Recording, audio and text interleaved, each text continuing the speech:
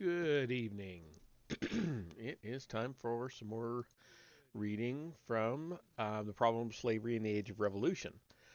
This chapter, chapter 3, is a very long chapter.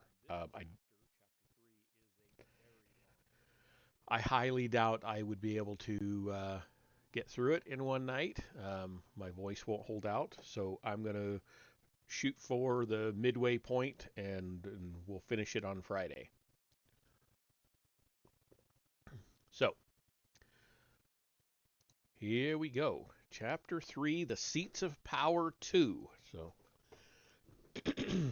the testing of parliamentary supremacy.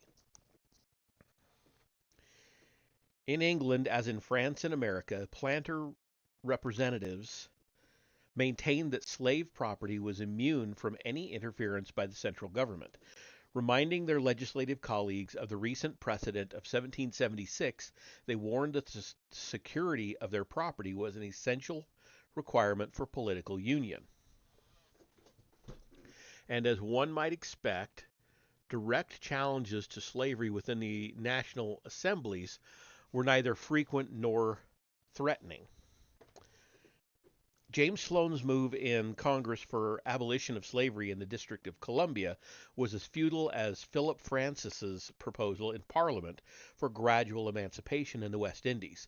The Constituent Assembly similarly ignored a plea from La Rochefoucauld d'Enville, originally elected as a deputy for the nobility of Paris, asking that the abolition of slavery be considered before the assembly finished its work. On the critical night of August 4th, 1789, when the assembly stripped the nobility of most of their privileges, La Rochefoucauld made an impassioned speech on behalf of the slaves, but even the organized abolitionists of the three countries prudently disavowed any desire to free slaves by the direct action of a national government. Accordingly, the crucial contests over slavery involved questions of governmental sanction and jurisdiction, especially in the regulation of commerce and territorial expansion. Since these controversies sometimes led to violent denunciations of the slave system and did much to influence the subsequent development of anti-slavery thought, I shall examine them in some detail, beginning first with Great Britain. Excuse me. No one doubted Parliament's authority to regulate imperial trade, but the West Indian interests were quick to point out that even regulations prescribing a maximum number of slaves per ship's ton would have far-reaching implications. Any weakening of the British slave trade would reduce the productive capacity of West Indian property and would thus violate a long-standing contractual agreement between government and colonists. The assurance of a continuing labor supply had been the basis for heavy capital investment. Moreover, the intent of any interference would be misunderstood by the slaves, who might be encouraged to rise in a universal massacre of the whites.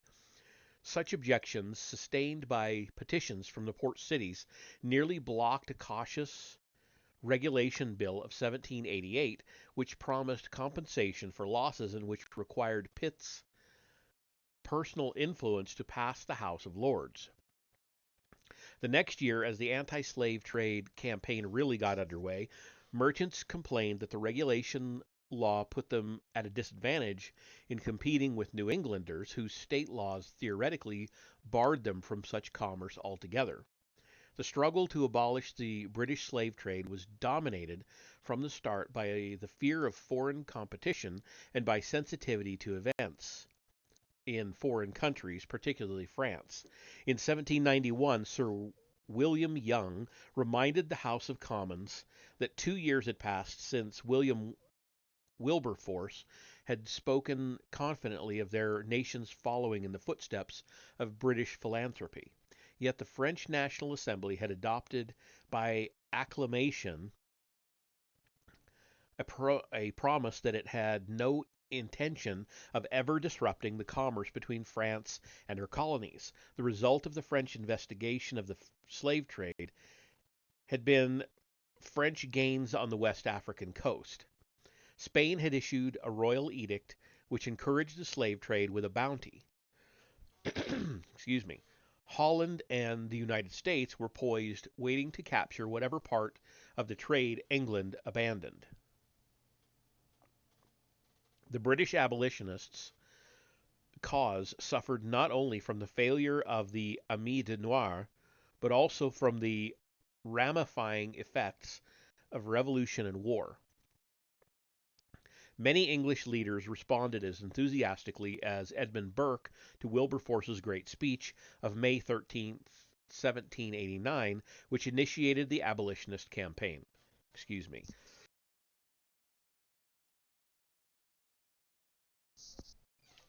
Okay. Got a frog in my throat for some reason.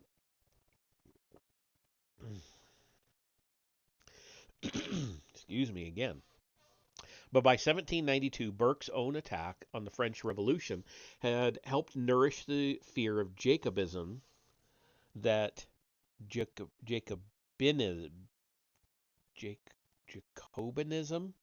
I'm going to say Jacobinism because there's an N in there. Jacobinism that was being used to smother all reform. Insinuations that abolition was part of the radical plot were supplemented by petitions from planters, merchants, mortgagees, and annuitants who claimed that their own ruin would also mean the triumph of France in the West Indies. It was futile for Wilberforce to suggest in 1796 that if England had abolished the slave trade, the islands would not have such an, quote, accumulation of inflammable matter, end quote, for the French to ignite. Henry Dundas's reply was that abolition would simply make it easier for Victor Hughes and his revolutionary French army to incite insurrections. We'll get through this. Whatever's got me coughing will go away eventually, I hope.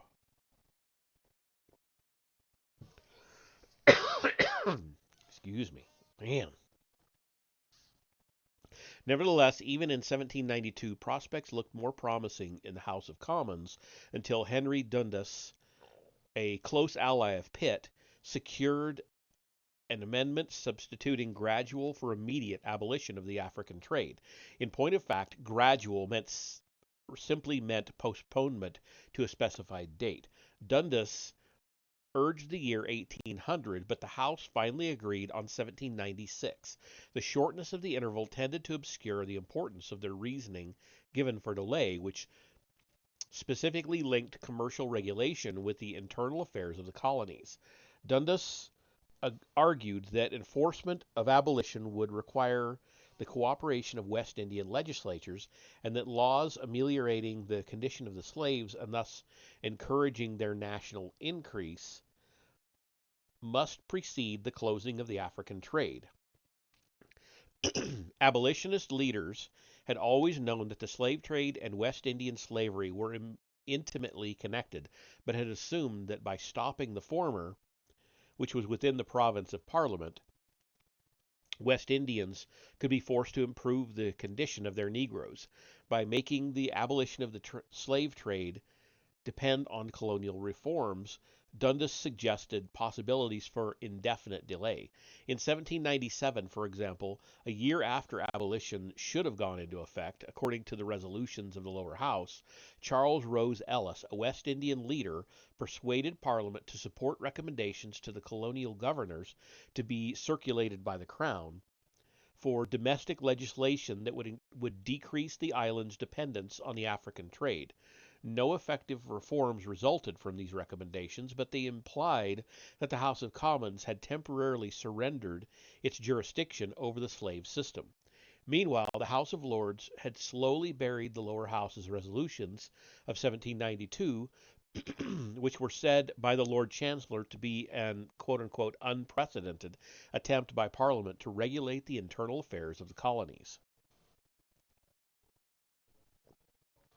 This abdication of previously claimed power met some resistance, especially from Pitt's political opponents. In March 1796, Pitt spoke eloquently, but not in the capacity of prime minister, supporting Wilberforce's new bill for immediate abolition.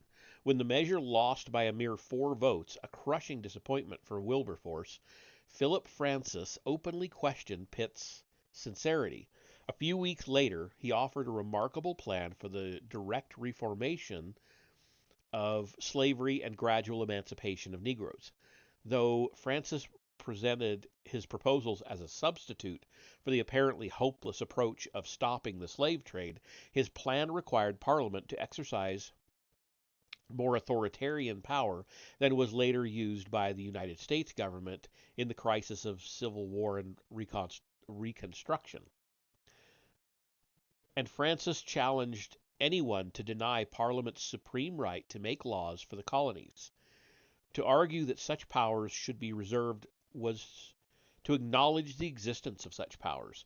Anticipating reminders of the American Revolution, he drew a sharp distinction between the tyranny of taxation without representation and social legislation for the common good.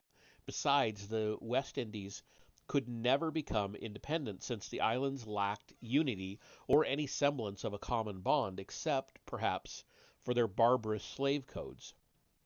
Quote, "Renounce your offices," Francis told the House, "or perform your duty." End quote. This appeal was taken up by Fox, who said he would prefer West Indian independence to the stigma of retaining connections with the abominable system of slavery.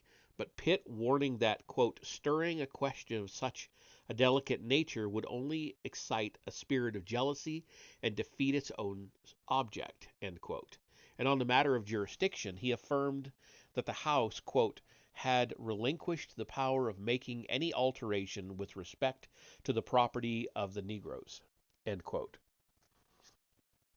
Even if the abolitionists had been more numerous and had induced more people to sign petitions, there was little hope of ending the slave trade unless philanthropy could be buttressed by other forces. I shall give more detailed explanation. I'm sorry, where did I get it? Um, I just automatically said explanation. That's not the word it says. I shall give more detailed attention to the politics of British abolition in later chapters, and now simply summarize some of the circumstances that made it possible for Lord Grenville's administration to achieve the previously impossible goal. Napoleon's restoration of colonial slavery in 1802 removed some of the stigma of Jacobinism from the abolitionists' cause, which could now become part of the patriotic war against despotism. More important, Napoleon's failure to subdue Haiti meant an end to the threat of French competition in the Caribbean. As Britain conquered one after another of the French, Spanish, and Dutch colonies, she acquired an increasing surplus of tropical produce at a time of unstable world prices and of diminishing British access to European markets. In 1806, the abolitionists could convincingly appeal to national interest in ending the slave trade to foreign colonies or states, since this British supplied labor merely served to enhance the power of competitors and to augment the production of tropical staples which American ships could smuggle to Napoleon's Europe. Finally, by early 1807, Grenville could point to the probability of America's ending the slave trade within the coming year. Since the British fleet had stopped most of the trade of other foreign rivals north of the equator, a total end of the slave traffic seemed in sight. Although Grenville quickly steered his abolition bill through the House of Lords, the West Indians rallied in the Commons for a desperate last fight. In addition to the usual complaints of breaking faith, the investors who would supposedly be ruined by land value depreciation, there was much talk about the threat to slavery itself. Sounding much like the South Carolinians in Congress, the West Indians defended slavery by citing biblical precedents and by philosophizing on original sin. Their opponents, particularly when faced with demands for monetary compensation, vilified West Indian society and the character of its slaveholders. In the crucial vote of February 23, 1807, the West Indians were overwhelmed 283 to 16. After hearing their forecasts of ruin and disaster, Lord Howick, who was Secretary of State, had introduced the bill in the Commons, agreed to change the preamble. Instead of referring to the injustice and inhumanity of the African trade, it would simply read that, quote, "it is expedient that the slave trade be abolished," end quote. Despite this gesture of accommodation, the bill's passage was a stunning defeat for the West Indian interests. Had they not chosen to fight the bill as an anti-slavery measure, they might have been able to eliminate some of its anti-slavery implications. But uncompromising opposition deprived the West Indians of the chance to modify one of the law's most significant provisions. Captured Negroes were to be forfeited to the government and eventually freed. They could be enlisted in the armed forces or bound out as apprentices, but not sold, even if they had been taken to the West Indies. This method of disposal greatly alarmed the Jamaican House of Assembly. The forfeited Negroes would be placed in a state of freedom not only repugnant to local laws, but highly dangerous to the island's safety. Worst of all, in the Assembly's eyes, the provision was a flagrant violation of its own legislative authority and the rights of British subjects. The King and Council had been empowered to make regulations for the disposal and protection of the Negroes after their apprenticeship terms had expired. In a series of resolutions adopted October 29, 1807, the Jamaican House of Assembly asserted its exclusive and absolute right to make all laws for the internal governing of the island, denied the right of Parliament to interfere in domestic concerns, claimed that no laws could be binding on those not represented in the Parliament which enacted them, and recognized their duty to resist by all constitutional means any law that subverted the ancient principles of the British Constitution. But the only outcome of this bold defiance was a self-defeating proposal to deny pay, subsistence, and the use of public buildings to the king's troops, who were, after all, essential for the island's security. Sanction and jurisdiction in the United States. Quote unquote migration and importation. If Jamaica had taken a similar stance in 1774 and had become an ally of the continental colonies, she might have had more voice in national deliberations on the African trade. In the United States, where the issue aroused a struggle of contending interests within the Constitutional Convention, slaveholding delegates played a crucial part in the final decision and commitment. Before turning to that decision, I will briefly review one of the conditions affecting regional differences in the demand for African slaves. In all plantation societies, a cheap supply of slaves encouraged upward mobility for whites by widening the ranks of the slaveholding class. Yet unlimited expansion of the labor supply often clashed with public policy.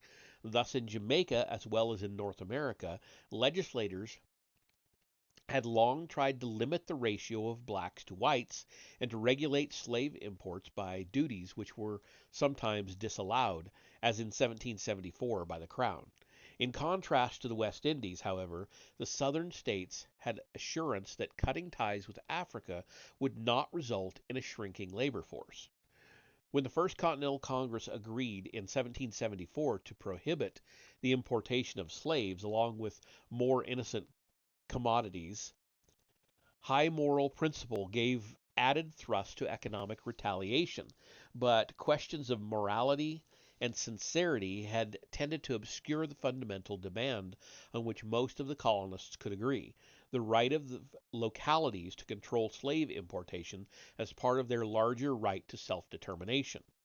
This demand did not necessarily mean hostility toward the slave trade. In 1720, for example, the colonists of Georgia, having demonstrated that laws could not keep settlers from acquiring slaves, succeeded in reversing the original free soil policy of the trustees and the British government. Because of Georgia's late start as a plantation economy in 1760, there were only 3,500 blacks in a population of 9,600. The demand soared during the following decade and remained strong in 1774, when Georgians vehemently opposed the Continental Association's boycott. As late as 1793, when alarmed by the St. Domingue Revolution, Georgia chose to exclude only slaves from the West Indies and Florida, contagious areas that might pass on the insurrectionary fever. Otherwise, legal imports continued for 5 more years, supplemented by a growing migration of South Carolinians accompanied by their slaves. South Carolina complied more willingly with the non importation agreements, in part to reduce debts and allow local merchants, as one manifesto put it, quote, to settle their accounts and be ready with the return of liberty to renew trade, end quote. Certainly, the South Carolinians had no desire to see non importation become permanent national policy, nor did they wish to become dependent on Virginia's surplus supply of labor, which of course included Virginia's most unruly and dangerous blacks. Yet self determination allowed for the legal suspension of slave imports as a means of conserving specie, restoring economic stability, and preventing optimistic debtors from purchasing Negroes instead of paying their creditors. South Carolina's law of 1787 suspending the slave trade for 3 years was, in fact, part of an act requiring the rapid recovery of debts. Patrick S. Brady has shown that the division between debtors and creditors was actually less important than the division between low country and up country in determining South Carolina's slave trade policy. The planters of the Rice Coast, who were well stocked with slaves and who stood to gain by rising slave prices, not only favored continuing the suspension of imports from Africa, but objected particularly to the domestic slave trade from Virginia and North Carolina. Well before the boom in short staple cotton, triggered in 1793 by Eli Whitney's gin, the upcountry regions surrounding Camden and Columbia had begun a burst of enormous population growth and were clamoring for more slaves than the low country areas could supply. By 1787, to complicate matters further, the Sea Island districts of Beaufort and Colton had begun cultivating long staple luxury cotton. Because of their isolation from the domestic slave trade, these planters looked to Africa for their labor. By 1792, the news from St. Domingue reinforced the position of the dominant rice planters and helped to prolong the ban on slave importation. It was not until 1803 that the demands of King Cotton, amplified by the opening of Louisiana, finally took precedence over fear of insurrection. Even then, the legislature voted to exclude any black who had ever been in the West Indies, and, with apparently unintentional irony, required that slaves brought in from other states have good character, quote, good character, and have not been concerned in any insurrection or rebellion, end quote. To be a slave in South Carolina, one had to meet the highest moral standards. Nevertheless, to the dismay and anger of her sister states to the north, South Carolina legally imported from 1803 to 1808 nearly 40,000 Africans, presumably all of quote unquote good character. In Virginia, the market for African born slaves had long been confined to new or small planters, traders, speculators, or miscellaneous people who simply wanted a servant.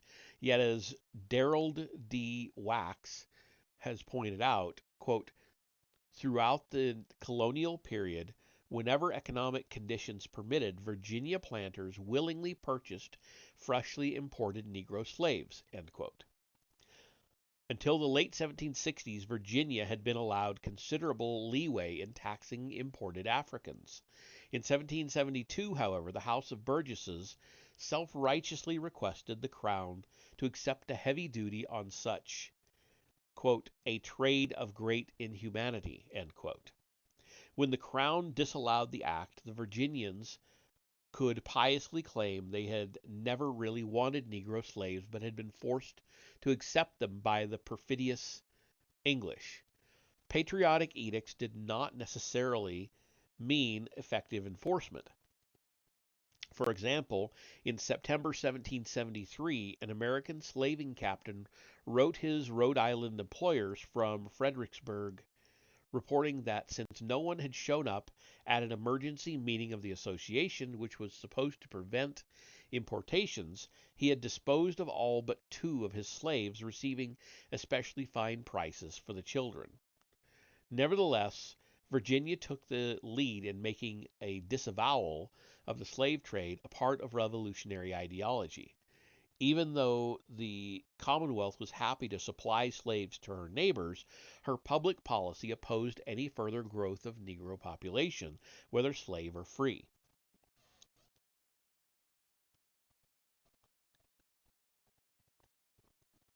To put the non-importation agreements in proper perspective, we should note that the best recent estimates indicate that the period from 1780 to 1810 represented the peak of the slave trade to North America. Moreover, in 1820, the slave population of the United States was approximately 3 times greater than it had been at the outset of the Revolution. On the other hand, the increase might have been still larger if the Revolution had not disrupted previous patterns of trade. If 10 of the rebellious states had not followed Virginia's ideological lead, and if planters in Mississippi Territory and Louisiana had later won their appeals for direct slave imports from Africa. With this background in mind, the decisions of the Constitutional Convention become more meaningful. It was a Virginian, George Mason, who reminded the delegates that Western settlers were already crying out for slaves, and it would be futile for Virginia to cut off further importations of Africans if they could be shipped to the West by way of South Carolina and Georgia. The central question was whether the expansion of slavery would be sanctioned or impeded, or in Mason's words, whether the general government would have power, quote, to prevent the increase of slavery, end quote.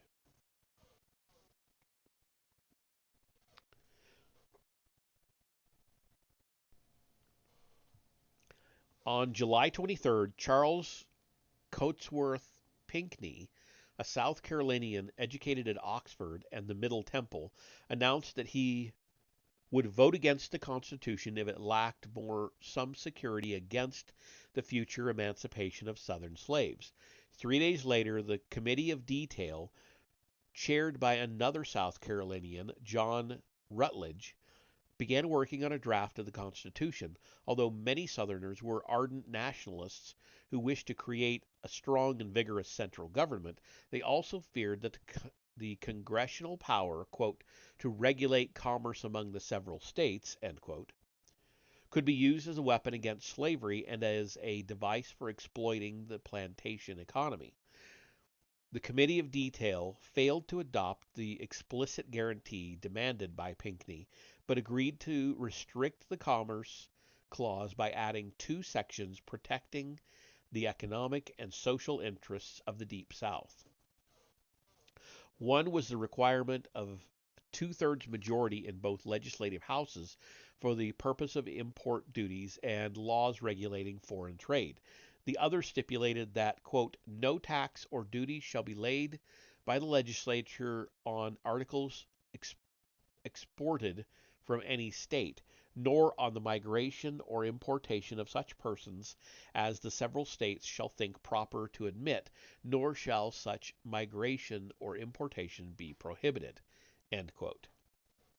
Some Northern delegates took alarm at the Deep South's bid for economic freedom. On August 8, 2 days after the submission of the draft, Rufus King lost patience with orderly procedure.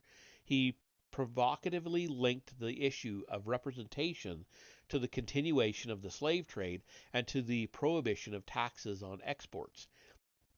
He could never agree, he said, to let slaves be imported without limitation, for augmenting the South's representation would bind the government to defend the region against insurrection, yet leave the government powerless to tax slave produce. Roger Sherman of Connecticut tried to separate the slave trade from the issue of representation, which he thought already settled.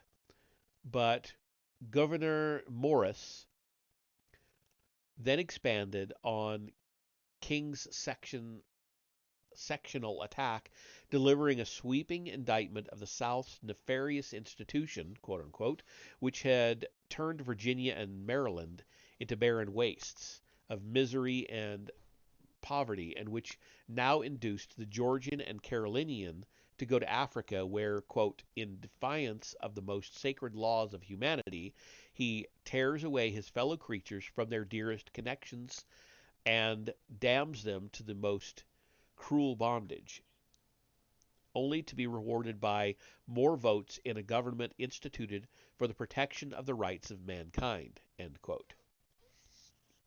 Suggestions that the Northern public found slavery morally repugnant gave a cutting edge to demands for economic concessions.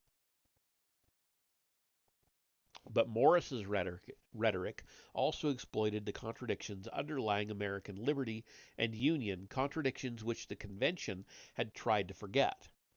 On August 21st and 22nd, when the delegates directly faced the slave trade issue, there was danger of impasse and failure.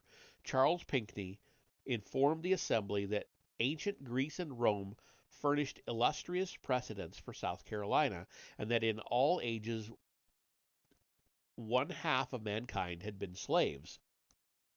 Although he added that the Southern states, if left alone, would probably stop importations, his cousin Charles Cotesworth candidly explained that this meant, quote, only stop them occasionally as she now does, end quote.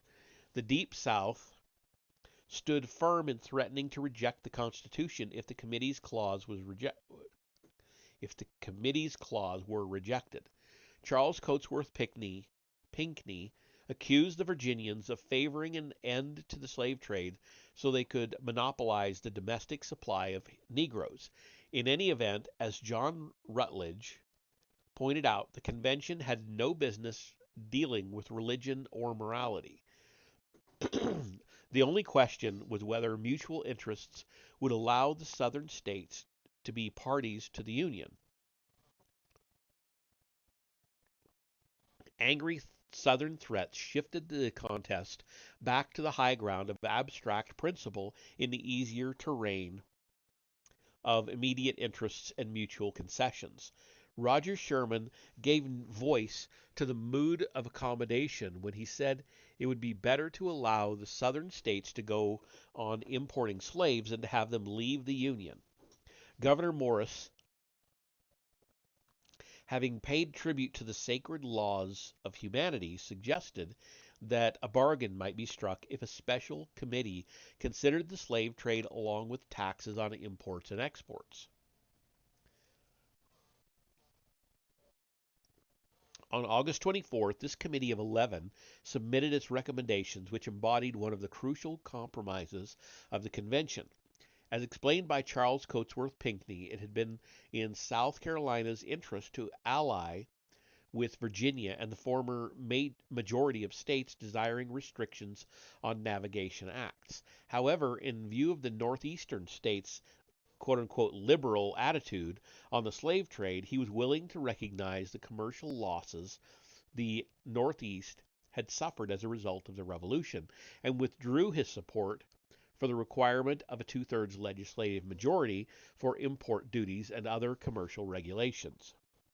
The liberal attitude Pinckney had in mind was the agreement by Northeastern delegates that there should be no prohibition on the importation of slaves prior to the year 1800. On the convention floor, Pinckney moved that the date be advanced to 1808, which won New England's support, though Madison predicted that 20 years would bring as much evil as an indefinite period of slave trading. Before the convention finished its work, it placed the prohibition on interference with the slave trade beyond the power of constitutional amendment. Only the equal suffrage of states in the Senate shared this high sanctuary of immunity. And as part of the package of Northern concessions, Article 4 on full faith and credit included the provision that no fugitive slave could be freed by the laws of any state into which he escaped, and that all fugitives were to be delivered to their rightful owners.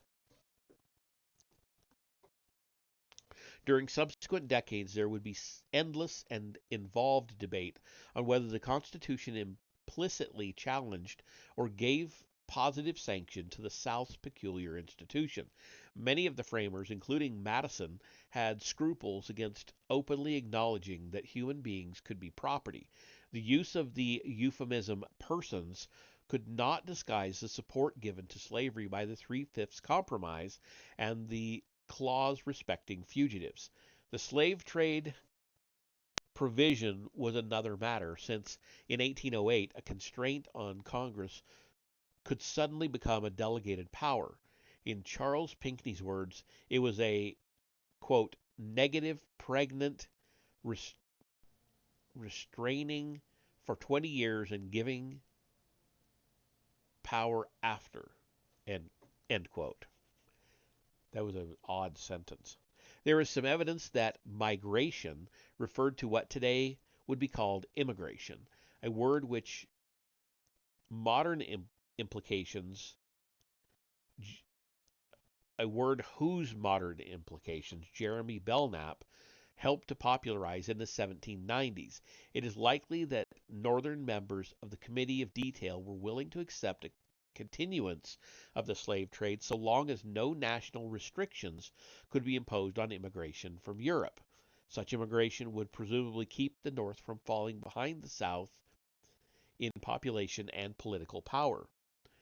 Oliver Ellsworth, who represented Connecticut on the committee, reassured Northern delegates that an increase in white population would provide a pool of cheap labor that would eventually render slaves useless.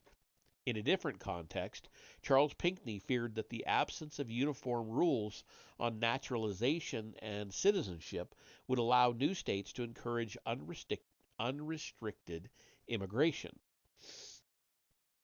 In the words migration and persons, no, if the words migration and persons were simply a concession to Northern interests as well as sentiment, the committee may have intended the cause to refer solely to the movement of Negroes and whites from other countries to the United States.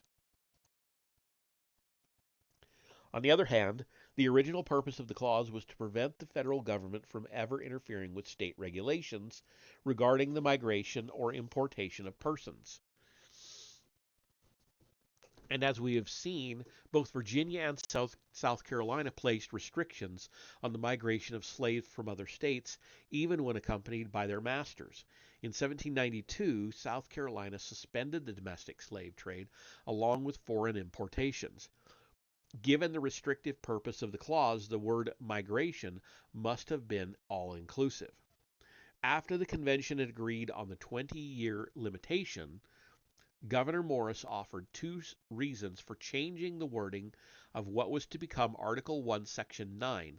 Inclusion of persons and migration might lead to national restrictions on immigration after 1808, and also the convention should show that it had tolerated the slave trade only in compliance to the wishes of 3 states.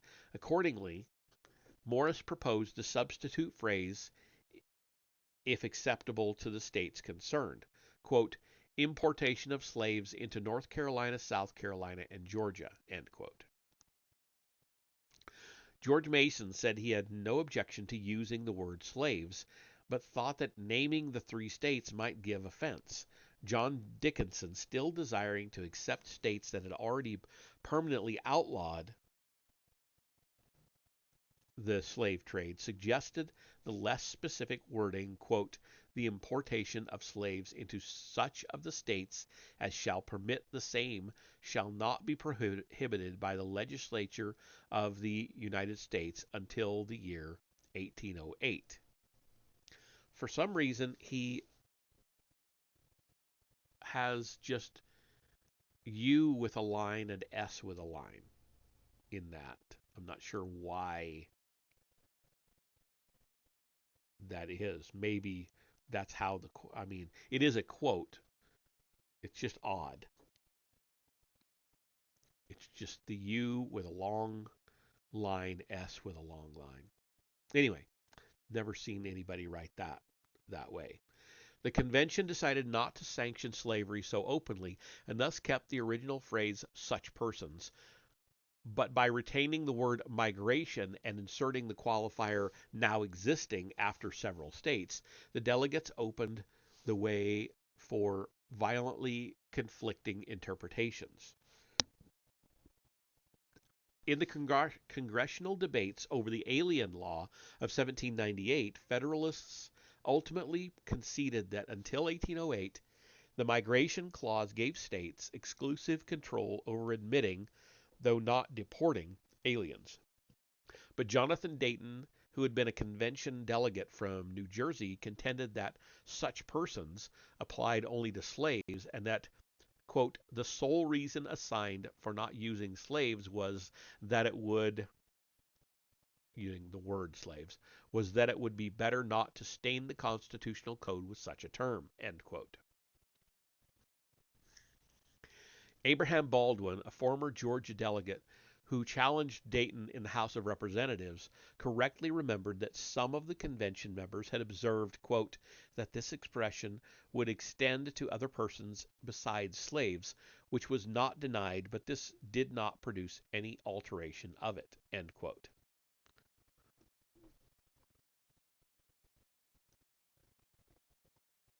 Baldwin also recalled, however, that the original phrase had, quote, used the word slaves instead of migration or importation of persons, end quote. He thus implied that migration could have referred to slaves as well as immigrants, and to a mode of arrival distinguishable from importation. Even Madison, who in 1819 hotly denied that the framers had intended to include interstate movement, did not deny that the word migration included slaves. The term, he wrote, allowed, quote, those who were scrupulous of acknowledging expressly a property in human beings to view imported persons as a species of emigrants, whilst others might apply the term to foreign malefactors sent or coming into the country, end quote.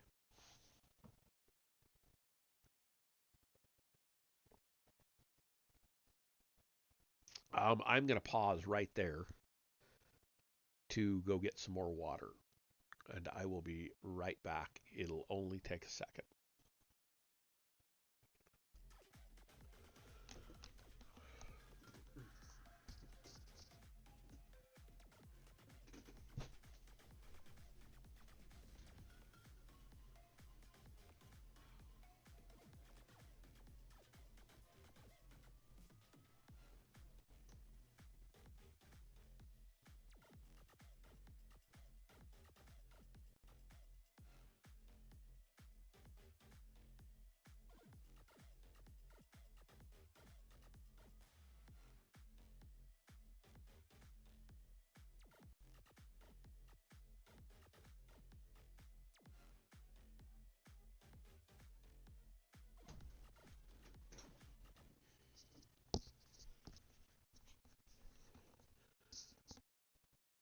Okay, like I said, just take a minute. I just wanted to refill my water.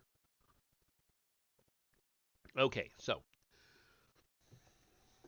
we're about 10 pages from the midway point in this chapter. Oh, I can already feel my voice not wanting to do this, so we'll get to that point and we'll call it. All right, so here we go. Yet both Morris and Dickinson had opposed the expansion of slavery and had omitted migration from their substitute motions. And as Madison later pointed out, if Southern delegates had supposed that the word included internal movement between the states or into the territories, they would surely have avoided using it. In 1820, when the clause served as one of the justifications for barring slavery from Missouri, Charles Pinckney argued that it had been adopted as a potential check on immigration to the North in order to balance the South's losses from closing the slave trade. He also asserted that the convention had made a solemn compact. In exchange for the South's concessions on the slave trade, the North had agreed that Congress would have no power ever to touch the question of slavery. But this solemn compact never became explicit law. The Southern delegates apparently failed to recognize the subtle implications of adding a time limitation to the original wording of the Committee of Detail. They succeeded in removing export duties from the temporary prohibition of Article 1, Section 9, but the other phrases chosen to put maximum restrictions on the Commerce Clause now carried the opposite implications. The power of regulating commerce, subject to broad or narrow interpretation, now specifically included the power of prohibiting the migration or importation of persons. Even the effect of Article 5, removing the provision from the reach of constitutional amendment, was necessarily limited to a 20-year term. The very vagueness of the word could be used to widen the potentially anti-slavery powers granted by the Fifth Amendment and by the clauses concerning interstate commerce, the general welfare, and the need for Republican state governments. The Constitution could thus be interpreted as granting Congress the power to manumit contraband slaves, to prohibit the coastal and interstate slave trade, to bar slavery from the territories, to enlist slaves in the armed forces, or to purchase Negroes and emancipate them. Moreover, the phrase, quote, several states now existing, end quote, suggests that Congress did not have to wait 20 years to apply its powers to new states or territories. Even Madison conceded that Article 1, Section 9 had given Congress immediate power to stop the importation of foreign slaves into new states. The true meaning, quote unquote true, meaning of the Constitution's provisions on slavery cannot be known, precisely because they were the products of an uneasy bargain and were deliberately shrouded in ambiguity. Agreement on concrete economic issues, or in blunter terms, a deal, could not resolve an unnegotiable conflict over the future of American slavery. Delegates who returned to the New England and Pennsylvania ratifying conventions could encourage the assumption that the power to be granted Congress in 1808 would become the basis for eradicating slavery from the country. James Wilson, in a famous speech to the Pennsylvania Convention, is supposed to have said there could never be another slave state. Yet Virginians who had strongly favored an immediate end to the slave trade were confident that the Constitution posed no threat to slavery itself, and in the South Carolina legislature, where there was some fear that the Constitution might be used as a tool for Northern interference with slave property, delegates swore that they would never have agreed to confederate without winning agreement on the right to import slaves. They reassured skeptics that the Deep South would even be able to defend the slave trade after 1808, when its power and support in Congress would presumably be invincible.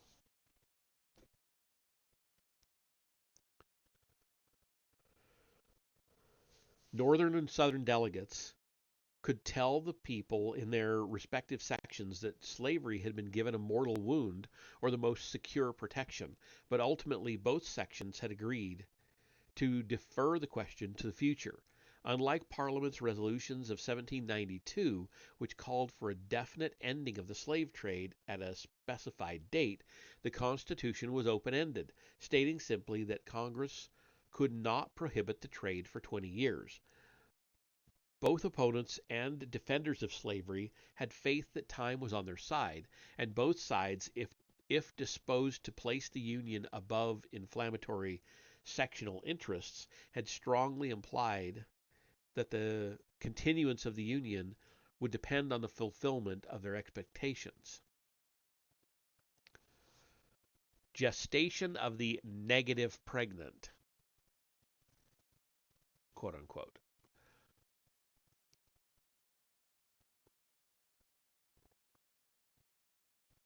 Since the House of Lords smothered the Commons' resolutions in 1792, and William Pitt informed Parliament that it had been relinquished the power of making, quote, any alteration with respect to the property of the Negroes, end quote, it is not surprising to learn that in the 1790s Congress also relinquished whatever broad powers the Constitution had granted for curbing the growth of slavery.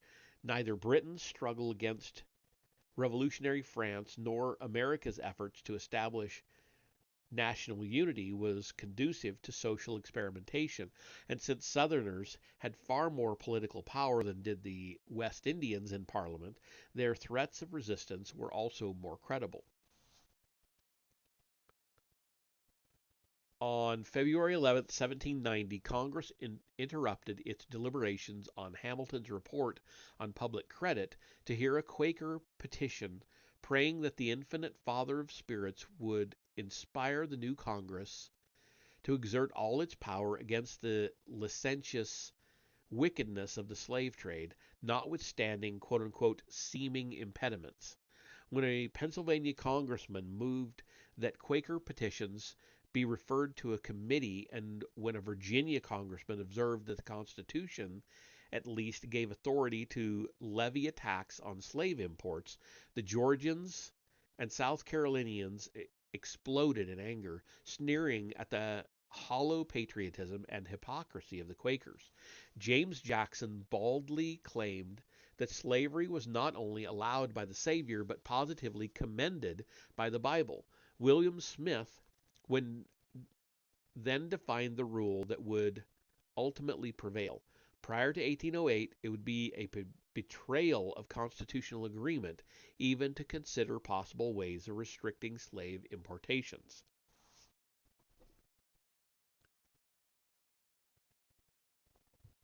Before the debates had run their course in March 1790, both sides had taken more extreme positions than those advanced in the contemporary House of Commons. Whereas the British abolitionists denied having any interest in direct emancipation, Elbridge Gerry, representing Massachusetts, claimed that Congress had the constitutional right to purchase all the slaves in the South, using as a means the national resource of Western lands. The petition from the Pennsylvania Abolition Society, signed by Benjamin Franklin as chairman, expressed the hope that Congress would not only, quote, step to the very verge of the power vested in you, end quote, for discouraging the slave trade, but, quote, be pleased to countenance the restoration of liberty to those unhappy men who alone in this land of freedom are degraded into perpetual bondage, end quote. To this last declaration, Thomas Tucker of South Carolina had a simple and conclusive answer. Quote, do these men expect a general emancipation of slaves by law? This would never be submitted to by the Southern states without a civil war, end quote. When a Pennsylvanian hinted that if he were a federal judge, he might well free any slave who came to him claiming natural liberty, Jackson replied that in Georgia the very existence of such judge would be in danger. The South Carolinians drew freely on the propaganda of British slave traders, citing the testimony given by Lord Rodney and Admiral Barrington on the benefits of the African trade and the mildness of West Indian slavery. But the Southerners also had an advantage over the West Indians in being able to exploit a national prejudice against Negroes. Northern congressmen could give no convincing reply to the argument that even Quakers refused to associate or intermarry with Negroes, and that the two races could not coexist if both were free. Smith assured Congress that the very survival of the Union would depend on the North's willingness to refrain from any meddling with slavery. Excuse me. The northern states adopted, sorry, this is a quote. Quote, the northern states adopted us with our slaves, and we adopted them with their Quakers. There was an implied compact between the northern and southern people that no step should be taken to injure the property of the latter or to disturb their tranquility, end quote. In accordance with this doctrine of implied compact, the House committee The House devoted more attention to the restraints on its jurisdiction than to the constitutional means by which it might promote, quote, the principles of justice, humanity, and good policy, end quote, as recommended by a committee report. Paradoxically, the House considered a clause denying its authority to legislate concerning, quote, the instruction of slaves in the principles of morality and religion, end quote, the provision of, quote, comfortable clothing, accommodation, and subsistence, the regulation of their marriages, and the prevention of the violation of the rights thereof, the separation of children from their parents, adequate maintenance in the case of sickness, age, or infirmity, or the seizure, transportation, or sale of free Negroes, end quote. Though put in the negative, this detailed list specified the very evils attacked by the abolitionists and concluded with an appeal to the humanity and wisdom of the Southern state legislatures, much as the Ellis resolutions in Parliament would appeal to the West Indian legislatures. The list indicated precisely the path of the path of action slaveholders most feared, and in fact anticipated the reforms the British government later imposed on the Crown colonies.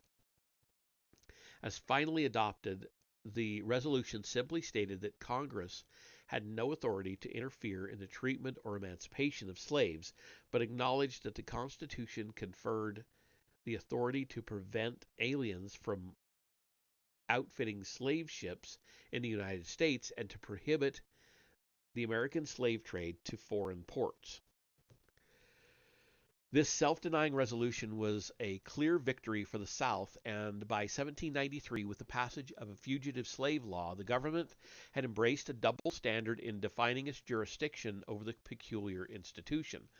National authority could be exercised for the recovery but not the protection of slaves. Through the succeeding decade, slaveholders won further recognition and support for their own state legislation. For example, Congress refused to receive a petition from manumitted blacks who had been seized under the fugitive slave law on the ground that a North Carolina law had retroactively revoked their manumissions. But though specifically authorized to impose a $10 duty on imported Negroes, Congress refused to exercise this power even when South Carolina's reopening of the trade provoked a wave of national indignation.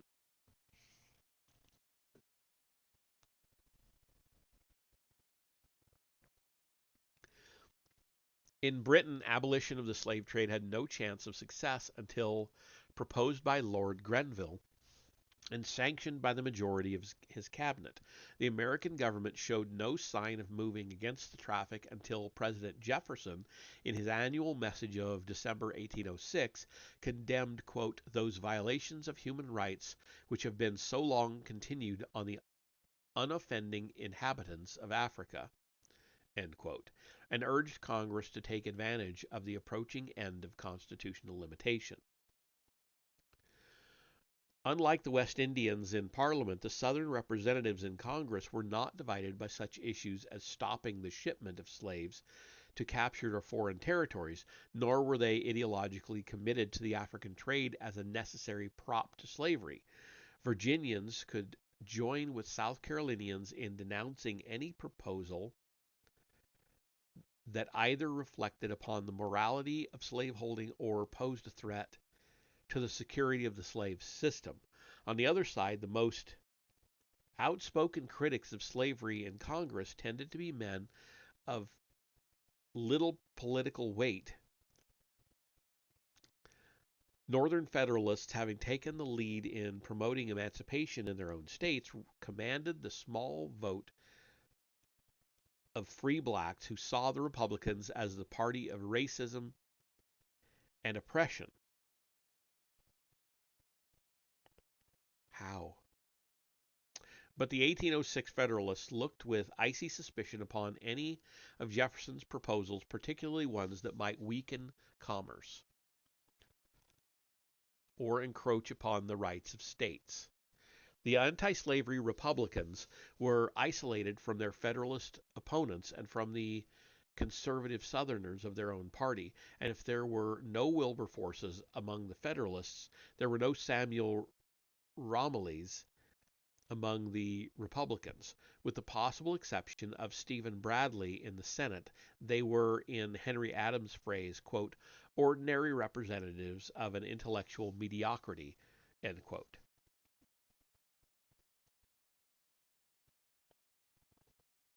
James Sloan, a Jeffersonian evangelical from New Jersey, was, quote, the butt of the House, end quote.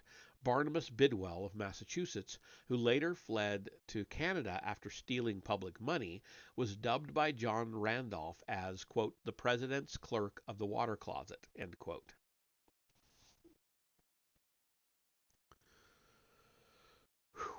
On December 17, 1806, Sloan raised the question that would soon be debated in Parliament and later evoke angry outcries from the Jamaican House of Assembly.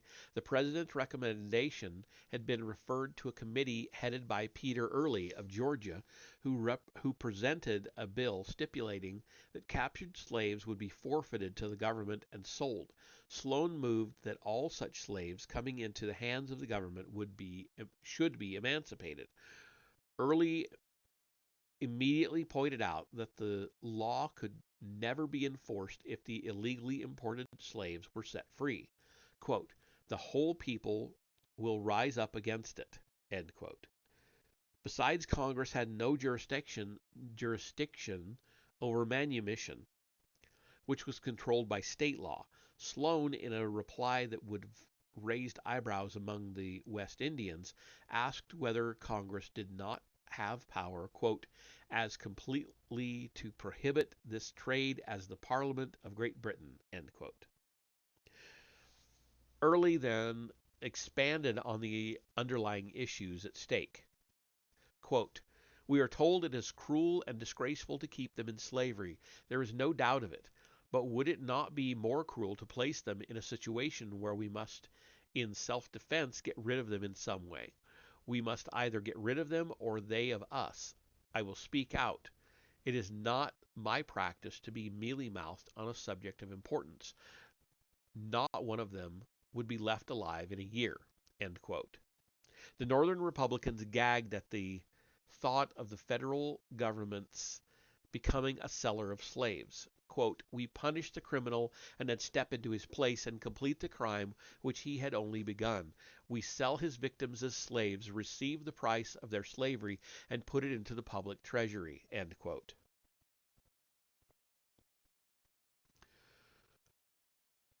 But talk of criminals only exacerbated the debates on the proper penalty for slave traders. On December 31st, Early finally announced that many Southerners did not consider slavery a crime. Quote, I will tell you the truth. A large majority of people in the Southern states do not consider slavery as even an evil. End quote. Northern Federalists, whose constituents included prominent ex-slave traders, could agree that the practice was at least not a felony. Nor was it sensible to quibble over the word forfeiture merely because it implied that men could legally be property. Showing impatience over Bidwell's abstract principles, Josiah Quincy of Massachusetts appealed to down-to-earth practicality. No one could deny that African princes did in fact sell their subjects. The title to such slaves found confirmation in the present laws of southern states. It would be too dangerous to allow forfeited Negroes to go free in the South. With these cold facts in mind, one should simply trust the government to devise means to make the Africans, quote, useful members of society without any infringement of the rights of man, end quote.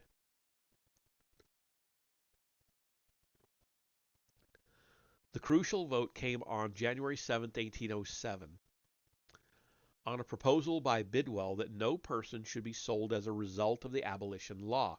Most Southern congressmen interpreted the amendment as an unacceptable encroachment on property rights. The majority of New York representatives joined with the South to produce a tie vote. The Speaker, Nathaniel McCone of North Carolina, then cast the deciding vote against the measure. On February 9th, the compromise bill emerged from a new committee providing that forfeited Negroes should be conveyed to states where slavery was not permitted or was being gradually abolished, and they're indentured as apprentices. Early threatened that Southerners would resist such a challenge with their lives. As an amendment, he proposed that federal marshals should deliver all forfeited Negroes to the officers of states or territories where they could be sold in accordance with local law. Quote, "We want no civil wars," he warned, "no rebellions, no insurrections, no resistance to the authority of the government." End quote. John Smiley of Pennsylvania became infuriated by such words. Quote, "Sir, this is new doctrine. The gentlemen must know that we are not to be terrified by a threat of civil war." End quote. Sloan spoke scornfully of the South's magnanimous concession. They would withdraw the demand that the federal government sell Negroes so long as they could sell the slaves themselves. But such barbs did not alter the final law, which prescribed that slaves would be disposed of in accordance with the laws of the states or territories into which they were brought, and which also allowed their sale for the benefit of informers. This law was actually an amended version of the Senate bill introduced by Stephen Bradley. It contained one provision that survived all Southern attempts at intimidation. To guard against smuggling from Florida or the West Indies, it prohibited the interstate coastal slave trade in vessels of under 40 tons burden. John Randolph claimed that this provision could become an entering wedge for general emancipation and would, quote, blow up the Constitution in ruins, end quote. Hinting again at disunion and civil war, he proclaimed that he would rather lose all the laws passed since the government had been established than agree to such a dangerous measure. Randolph's defeat added a taste of bitterness to the Southern victory, but in the last analysis, the Abolition Act gave direct justification to slavery. It did not even bring immediate peril to American slave traders. 12 years elapsed before Congress empowered the President to send out armed cruisers for the interception of slave ships. The West Indians might well have envied so successful an outcome. That takes us to the halfway point right there. There is a stopping point that comes out just about perfectly. So I'm going to call it there. It's a long chapter. We've been going only about an hour and 11 minutes, but still, I can't do another hour. There's just no way. So I will call it there and see you all in the next reading, which should be tomorrow night, Star Wars. I think we're finishing up what's it called? I'm blanking on the name. Um, totally blanking on the name. Um,